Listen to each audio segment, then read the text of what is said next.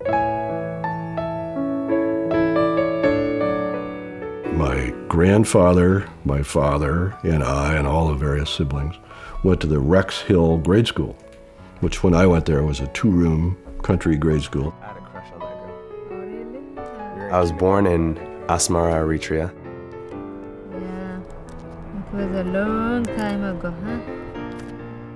My older sister, she had passed as a child, and my mom didn't want to raise another kid there under the circumstances. My dad was the oldest in his family. He was pulled out of school after the 8th grade to go to work and help support the rest of the family. He was very self-conscious about the fact that he didn't have education. He was self-taught. He had literally read the World Book Encyclopedia from A to Z and was profoundly interested in education. He was also very generous. We actually moved up here to Seattle. I was about 7. Neither one of us could speak English. So when we first moved here, my mom was taking her GED classes, learning English. She became a certified nursing assistant. When I first came to Seattle, I worked with a young black guy. I got to know his story, which resonated with me. He and his brother were raised by his mother alone, and there was a lot about that stuck with me. I, over the years, developed an interest in working with the African American community.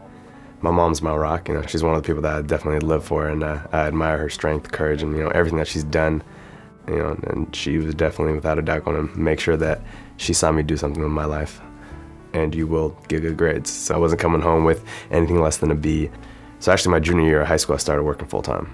I split my time between Albertsons, TJ Maxx, and Sears to help with the rent, to help with bills. I got into every university I applied to, from UC Berkeley down to USC, but I knew I needed to be there to help her and to provide.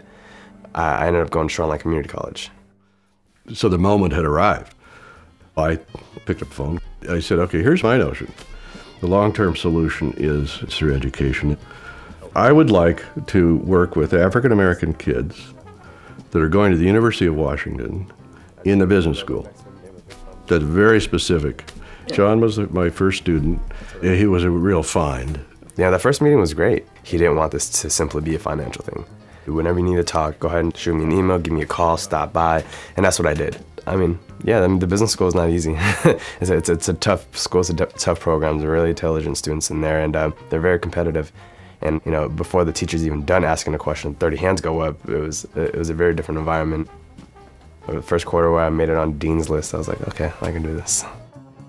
And he became very active in the Associated Black Business Students, ABS. Really helped ABS grow and brought us to the position that we are today. Ernst & Young put him through a master's program in accounting. It made a huge difference. I can't wait to be a sponsor.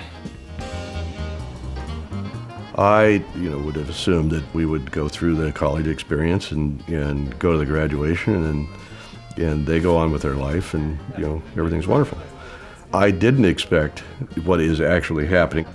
There's a relationship there that will live beyond. So it was like just a personal challenge. Like, I have to get it done. So we had. The benefit is accrued to me more than it has to John in reality. 2 guys shooting breeze, one old, one young. Some old, fat, bald guy and this good-looking young black guy.